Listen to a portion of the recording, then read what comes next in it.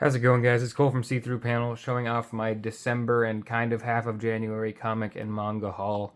Sorry for the lack of videos lately. I was sick, and you might be able to hear it in my voice a little bit.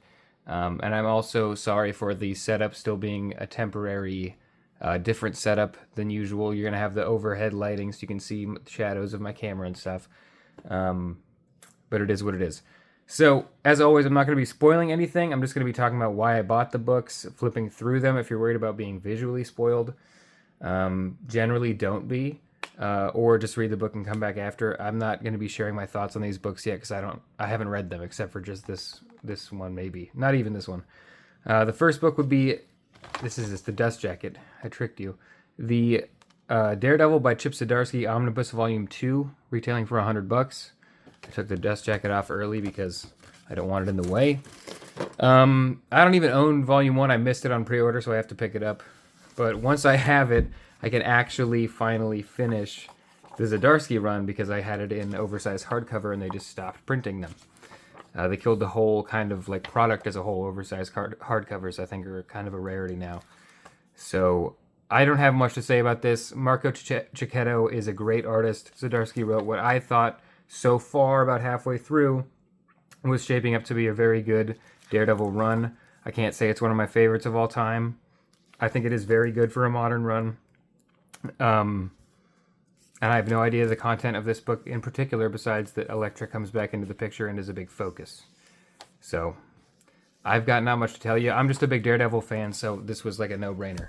Obviously, I'm going to buy the new Daredevil Omnibus. After that, we've got one of my favorites, which has to be slowing down soon. The Collected Topi Volume 11 War Stories, published by Magnetic Press, retailing for $25 US. Oversized hardcover, nice and thin. Volume 11, so if you don't know about it, maybe start with the other ones. Just look through them all and look at like the content. Like, this is War Stories. There's also ones about different places on the Earth, different eras. Just kind of pick which vibe you like the best. Sergio Topi, one of my favorite artists of all time.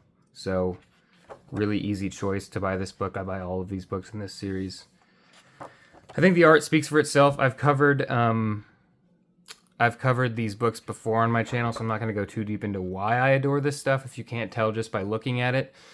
And I don't really know if I have the lung capacity currently to ramble about why I love this series of books so much. Magnetic Press just, hits it out of the water every time.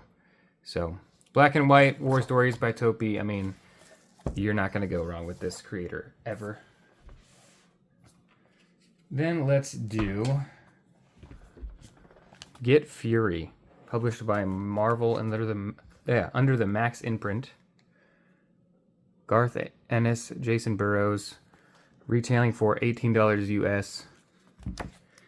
I just know it's a follow-up on the Fury story, the Fury series that Garth Ennis wrote.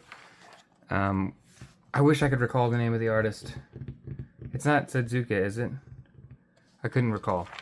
But it's a follow-up story to that, I guess. Or maybe it's just in the universe. All I know is it's in Ennis's kind of like grim dark Max, Punisher Max, Fury Max universe. So it kind of promises to be typical Ennis. I'm sure there's nothing in here that's going to be super shocking, because you kind of know what you're going to get when Ennis works for Marvel. It's going to be either Frank Castle or Nick Fury, just war stories. He loves that type of thing. Jason Burrows, one of my initial favorite comic artists because I found him on Providence by Alan Moore and Neonomicon. It's not that I've fallen out of love with him. I just think I've moved on to a different style, and I think that this style definitely lends itself to Garth Ennis and Nick Fury, but it hasn't continued to be my favorite. But I'm hoping that this will kind of like reinvigorate my love for Burroughs' artwork. If you can hear my dog making noises in the back, I apologize. After that, we've got... I have to reach a lot further in this new setup. Hellboy and the BPRD 1955 to 1957, published by Dark Horse. with a dust jacket and retailing for $40 US. Let's get this thing off. I'm sure there's nothing super... Yeah, that's how they usually do it. Nice and simple with the Dark Horse hardcovers. List of creators is going to be extensive, I'm sure. I don't even really know the contents. I'll go through it in a second. Stories by Mignola, Chris Robeson, Sean Martin Bro on art, Brian Chirilla, Pel Rivera, Joe Rivera, Mike Norton, Lawrence Campbell, Ben Stenbeck, Stephen Green, Paul Griss, all names I love, Dave Stewart, Bill Crabtree, Lee Lowridge, classic colorists. At least we have some Dave Stewart still. This might have been some stories before he left the majority of the BPRD books. Doesn't even say, okay. So it doesn't even say on the back what's in here. 1955, which is, I mean, obvious. Hellboy versus Lonsper Johnson, The Ring of Death. I'm really excited for that. So this is a book, I buy, let's say 80% of the Hellboy universe books. I used to buy 100% because I was like obsessed with having this full Hellboy timeline and BPRD timeline. But they just put out so many books now that are only tangentially related to the main story that I can't keep up, nor do I really have any urge to. This, though, is like a classic Hellboy book, so I really, was interested in picking this up. I've been waiting for it for a long time. Nice collection of artists, classic writers. Mignola's involved, so it's going to be fine. He's going to quality control it, I think. Is pretty much what his job is at this point. He does write some stuff here and there, but very interesting change in art there. But not much to say. I buy all the Hellboy stuff. This is not where I'd recommend you start Hellboy. Just start the main series proper. You're gonna get a lot more mileage out of that than you are out of these short stories. But the short stories are a good way to get into the universe. Realistically, you can pick up any Hellboy story and kind of jump in. They kind of work that way. They're very well made in terms of like a interconnected universe. So, Dawn Runner, picked up completely on a lark, published by Dark Horse. I'll get to the credits in a moment. Retailing for $30 US. Let's get to the credits, because I don't even know what this is. I saw that it was in pre-orders, looked it up, and thought the art looked cool. Script by Ram V, who I only actually really know from These Savage Shores years ago, but he's been just popping off in the comics industry lately. Good for him. He's writing a lot of, from what I hear, is quality work. Art by Evan Cagle, colors by Dave Stewart and Francesco Segala. Dave Stewart's everywhere. Letters by Aditya Bidikar. So, pretty great team. I don't know Evan Cagle at all, but I know that this is the art I saw when I looked this up. God, this new setup's terrible. I'm so sorry. The light is just horrendous. We'll be back in next week. I don't know what this is. It seems to be a sci-fi, future story. Still grounded on Earth from what I can tell. I've seen mechs. Let's read the back. A story of heroes, impossible armors, ghosts, and people centuries apart trying to keep their worlds from crumbling. Okay. So a portal opened over Central America. Bad stuff came through. Now we've got giant... It's Pacific Rim. So, it's mech kaiju action, I'm thinking. It is 100% mech kaiju action. Okay, that's all I needed to know. So it's going to be fantastic. With Ram V, from what I expect, some really poetic narrative and depth and themes and stuff, which is interesting. I wouldn't really... that's what I think of when I think of Ram V. Is trying to weave a really emotionally resonant story. But I didn't expect kaiju mech fights to be hand in hand with that. So that's going to be interesting.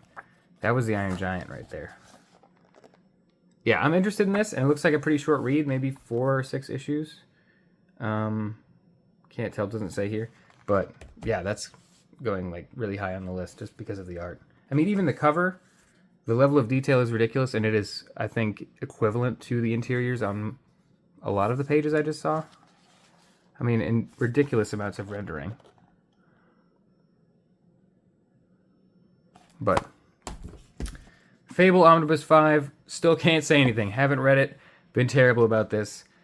It is a manga by Katsuhisa Minami, published by Kodansha, and retailing for $23 US in a little paperback omnibus edition. This is volume 5. I haven't even read volume 1. I hope I like this story because I'm really committing to it. It is about a spy or a hitman of some kind trying to lay low and act like a normal person because he's got people after him. And so he is struggling to be a normal person and gets into a lot of violence and drama. And it seems to be played a little bit as a comedy as well. So, and it looked like romance for a second there, if you spotted that.